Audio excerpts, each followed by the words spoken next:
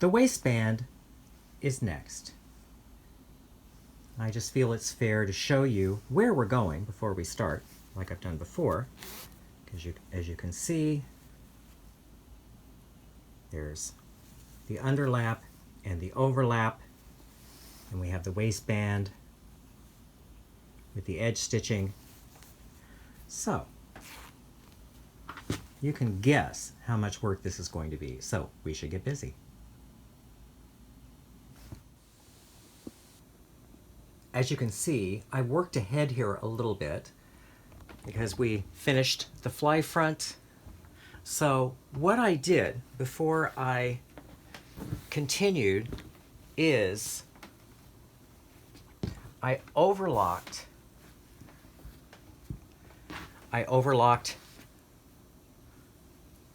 the back seam allowance, stretched the inseam and overlocked that.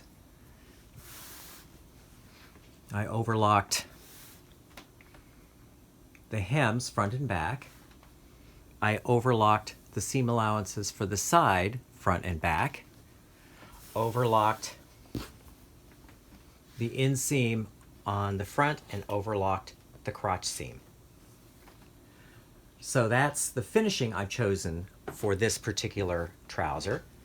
And then as you can see, I sewed the side seams and press them open.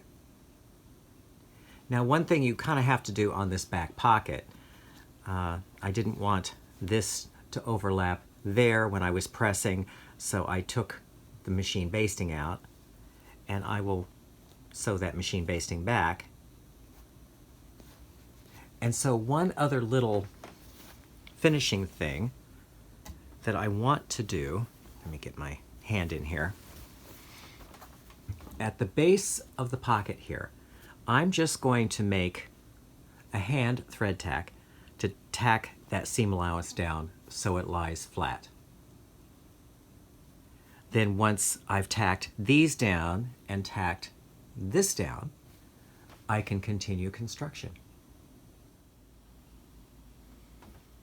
Now you can see here, that is the hand tack to hold the seam allowance flat against the front.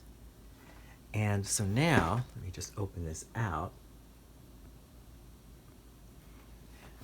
Now that we have the side seams sewn, what I'm going to do, as you can see, I've worked ahead. We're going to pin the inseams, and we're going to sew and press the inseams. So I will do that, and I will bring you back the results. So here we have the inseams sewn. So now we're ready to sew the crotch seam.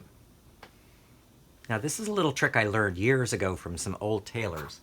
Now you can see that the trouser is sitting, of course this is the front, so it's sitting right side out on the table. So this is how I remember how to do this, because I'm a little bit dyslexic. So what you're going to do is you're going to reach in and you're going to grab the inseam of the trouser leg opposite where you reached in, and then you pull. And what will happen here is that you'll get one leg inside the other, and then what we can do here is match the seams and pin the crotch seam. So I will pin the crotch seam and I will bring it back for you to see. Now you can see I have pinned the crotch seam all the way around to here, because the stitching that we sewed when we sewed the fly is right about there. Now, I have this mark right here because we're going to sew from here around to here with the standard 2.5 stitch. But we're going to leave this unsewn for now because the next step we want to do is to add the waistband. And so we don't want to sew this seam just yet. I will go over to the machine and sew this and bring you back the results. So here we are with the crotch seam sewn all the way up. Next, we want to start sewing the waistband to finish this up here. Before we work with the waistband pieces, we take the two fronts. These are going to be on the outside, and as you can see, I have fused interfacing to the piece. I am also taking a 1/2 inch wide strip of the same fusible interfacing cut on the straight of grain because we want to stay the waist seam so it doesn't stretch. So this will center roughly on the stitching line. And if you have to stretch it a little bit to get it around the curve, all good, because you don't want this edge here to stretch. So that's what we're doing here.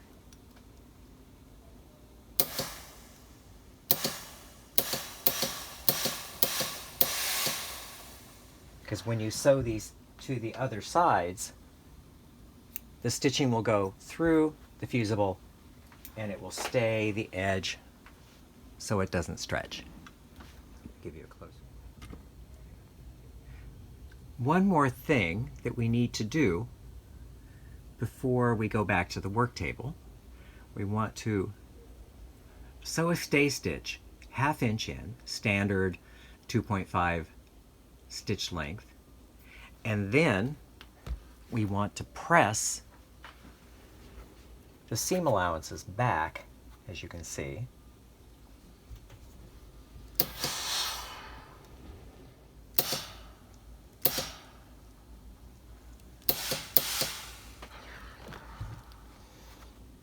So we have these prepared. Let me show you the result here.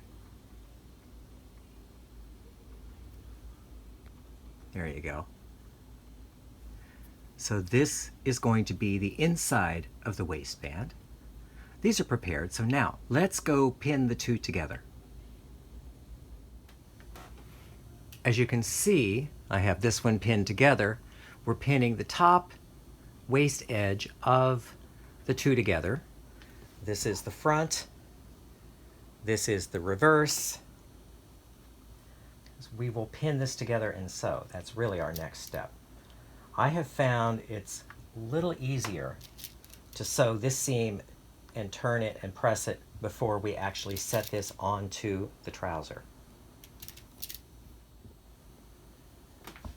So, off to the machine, I will sew both of these together with a standard 2.5 stitch, and I will meet you at the pressing table. Now, this is a little pressing trick that I use. As you can see here, I have used the pinked rotary blade to trim the seam allowances to about 3/8 of an inch, and this is going to help me open this up. Now, this is what I call stretching and pressing. You're pressing in an opposing crease. You want to make the raw edge longer than the stitching line. So how you do it is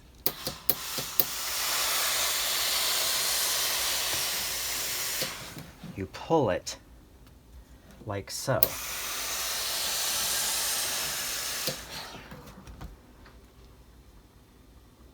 So yes, you've made the raw edge longer than your stitching line.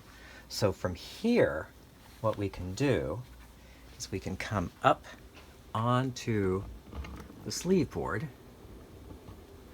and we want to press the seam allowances towards the back.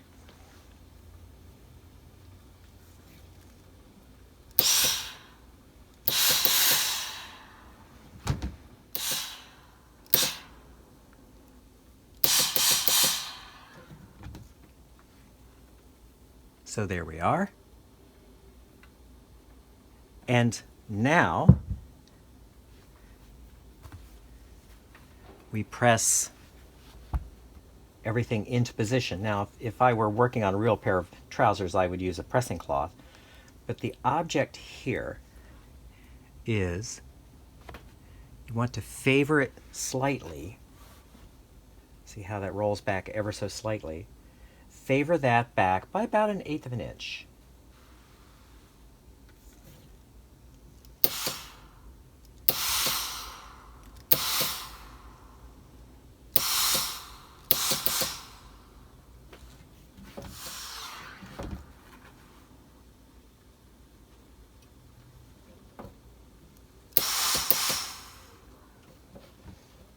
Okay, so there we are. Now let me show you the other one, which I have finished already. So here is the other one. You can see how, oh, there we are. You can see how that rolls down slightly. You're going to have about 1/2 inch showing here. And if you need to touch up the little, the fold here to get the 1/2 inch parallel to the cut edge, absolutely do that. So now these two pieces, once the pressing is finished, are ready to install onto the trouser. So here we have the two waistbands and we have the trouser. So here is the overlap, here is the underlap. So what I've done here is I positioned these. So here's a center front, here's a center front. But the overlap is different. Actually, the underlap, the zipper shield, is going to extend out past the center front. On the overlap, where the fold here is, this is where you want to mark that little snip and make sure that then lines up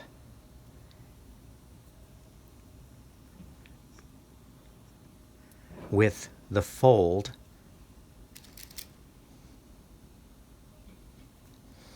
because we're going to be losing some of this here on this side. So again, that little snip lines up with this folded edge, and then we pin all the way around.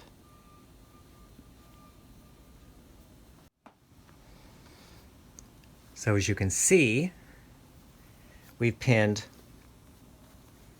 all the way around. And if you have a little extra back there, no harm, no foul. It's better to have too much than not enough. You can always trim that off later. So we have 1/2 pinned.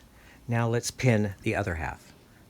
So here what you'll do is you will have that extend out 5/8 of an inch from that folded edge of your zipper shield.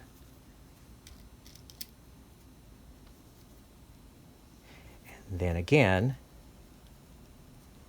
we will pin all the way around.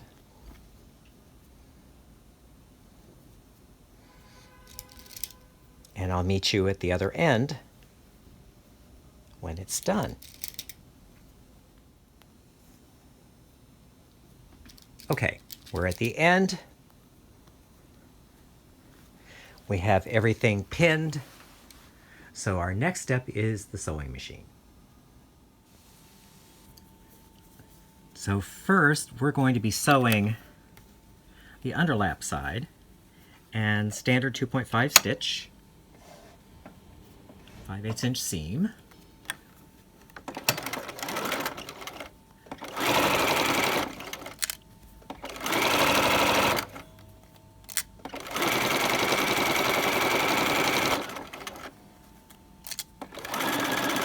Okay, we're coming up on the end.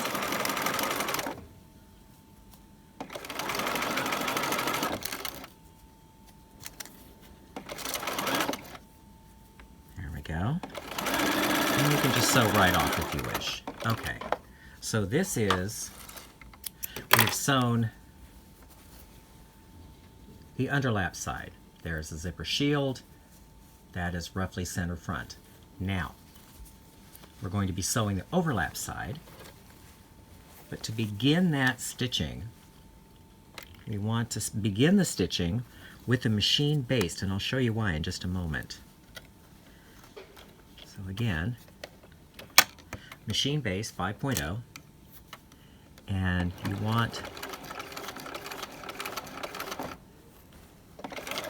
to sew this with a machine baste for, oh, I'd say about 3 inches or thereabouts, and then shorten the stitch back to the standard 2.5. Now I'm going to stop here for a moment, and I'm going to show you why. So let me just pull out a little bit. Sewing the machine baste on the overlap makes it so that, because we want the seam to read straight across in the finished trouser. So when we pull, there we go, okay. We pull that up, and we also want to see, is it going to be level? And you can see here, yes, indeed it is. If it wasn't level, you could always go back, take that stitching out, move it up or down. But see, the object is you want that to be straight across. So now that I know that it's level, I can finish the rest of the seam, and then we will go over to the pressing table. I'm back from the sewing machine and the pressing table. So I have sewn the waistbands to the body.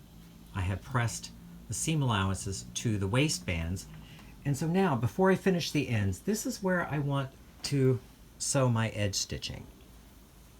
As you can see here, what we're doing is we're sewing all the seam allowances so they sit against the facing. But I like to, and this is where I put the pin, I like it to stop there, because that's going to give us a little extra room to work here. And then on the overlap side, you can see here, I put the pin here because there is the top stitching, and so I want the edge stitching to end right there. So the next step will be finishing these two ends.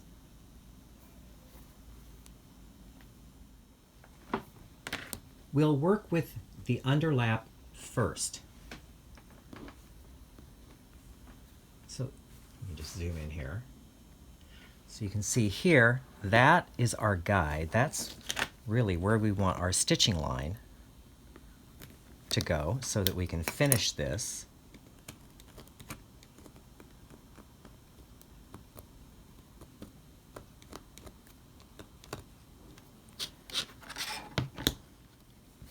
So we will mark that like so. That is our stitching line. Now, this is, if you've ever heard of Margaret Islander, this is her technique, inspired by her technique, it's called the burrito collar. It's also burrito cuff or burrito waistband. So what we want to do to finish this waistband is first fold the overlap, or the zipper shield, and then we want to put these two raw edges together. So we're putting everything right sides together, and we're going to pin. Now if you want to baste this, you can. We're going to pin and line up all these seam allowances as far back as you can get, but say about 1 inch or so back. And then we're going to pin this.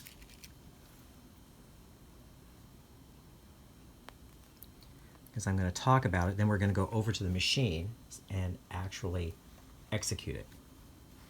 So let's just put a pin here. So now we're going to stop that. So the object here, we're going to go over to the machine.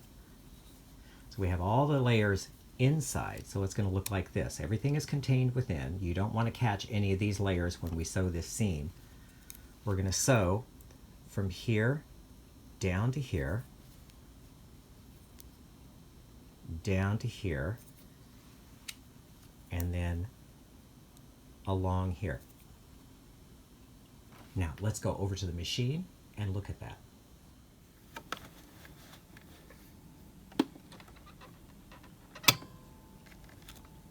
So here we are. We're going to sew along this seam here.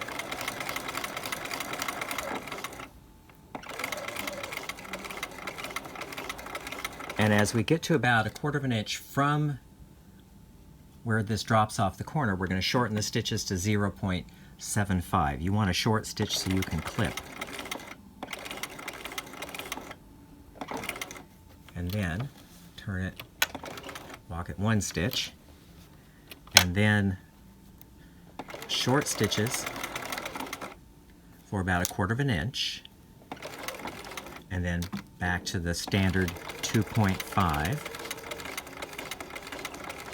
to about 1/4 of an inch from this corner, and then back to the 0.75 to go around.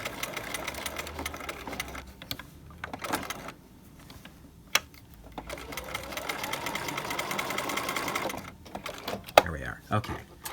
Now let me just take this out of the machine and review what we did. So we had all the layers pinned. We started here. We sewed down to there, over to here, and back. So at this stage, what we can do, well, I'm just sitting here with my scissors, we can clip that corner, and having the short stitches there enables you to clip that fairly close. And clip that, and grade down your seam allowances. The facing seam allowance 1/4 of an inch, body seam allowance say 3/8. Now this is where the magic happens. I'm going to turn this right side out, and first you want to coax everything out with the end of the point presser or the point turner, and then you can push gently, gently, gently, gently, gently. And so what you've got here is a very clean corner there. That cleans it up from both sides. It's going to make finishing all of this easier. So I will go press this and meet you back at the work table so we can finish the overlap side. Let's just look at that for a moment. Isn't that beautiful?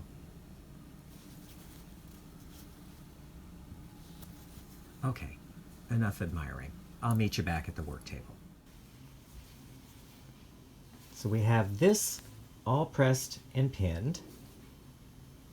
So now we want to resolve that end there. So put this over like so. And again, we want that line to finish up. So you just take the ruler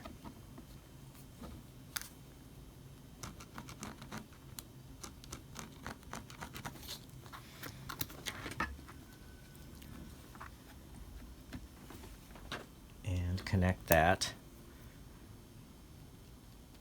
like so. So as you can see, we have a little extra here, no harm, no foul. That just goes away. This way it enables us to cut 4, so we don't have to cut 2 separate halves of the waistband, which is something that can confuse me anyway. So now, again, this is the same variation. We're going to fold this out of the way, and then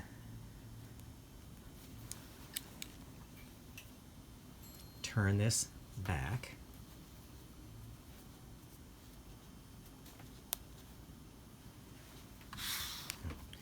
Here, so as you can see again, that's folded out of the way. Turn this back, and we're going to put these all right sides together and make sure that these two ends match, because you want them to match. And line up the cut edges. Okay, those two ends match. So let me turn this over like this, because we want to see the stitching and the ink mark. So we have all the seam allowances lined up.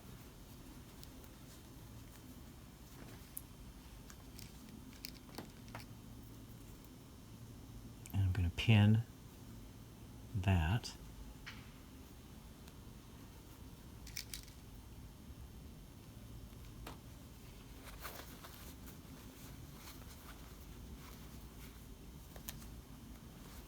So again, we want to get these seam allowances lined up as far back as we can go.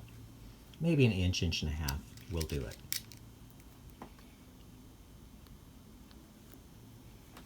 So as before, we're going to sew the mirror image. So we're going to start here, sew down to here, down to there, and down to here. So as before, I will meet you at the sewing machine. So we start about 1/4 inch or so, 3/8 from this intersection, 0.75 stitch length, so it's short. So right on that line, turn it, walk it 1, and then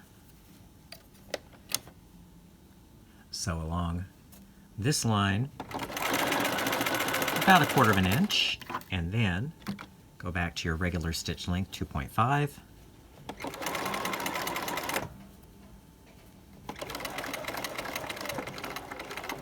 To about 1/4 inch from this corner, 0.75 again, and then turn.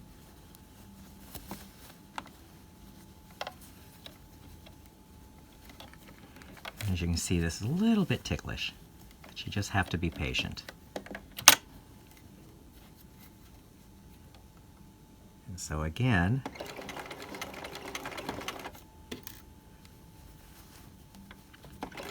walking on that stitch line for about 3/4 inch, and then standard stitch length as far as you can go, which is, I'd say, about 1.5 inches. Now let's just see where we're at here. So trim the threads. Okay. Have a look here.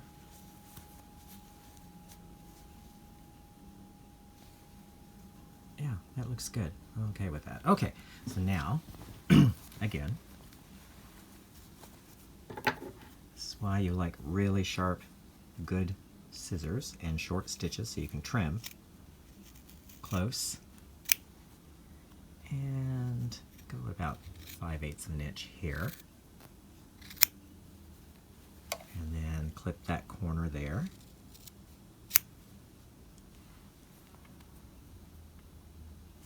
And then this grades down to 3/8.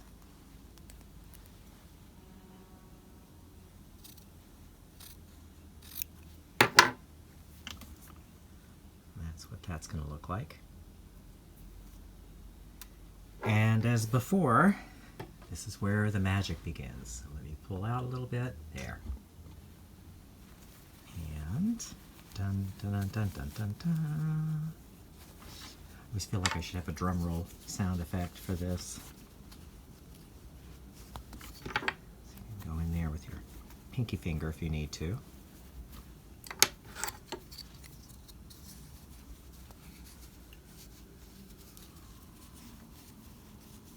There we are. So give it a good tug. And so again, that is what it looks like before pressing. Again, you have a nice, clean little corner there. So I will press this and meet you back at the work table.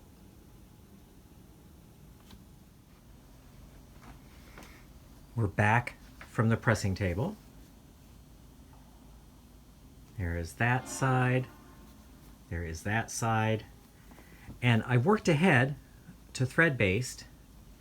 And so what I really want to do here is thread baste. Now we're not thread basting all the way to the end. We're going to leave about 4 inches or so because we want to finish the back crotch seam. And we're going to make it so that the trouser can be adjusted in the waist. You'll see that in the next step. But really, I'm just going to be basting this. No mystery there. I will meet you at the other end of this thread baste. And here we are.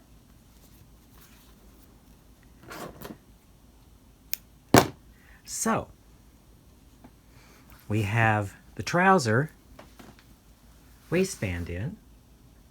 The next thing we will do is address the center back seam. This and this. But let's just enjoy it for a moment, shall we? Isn't that lovely?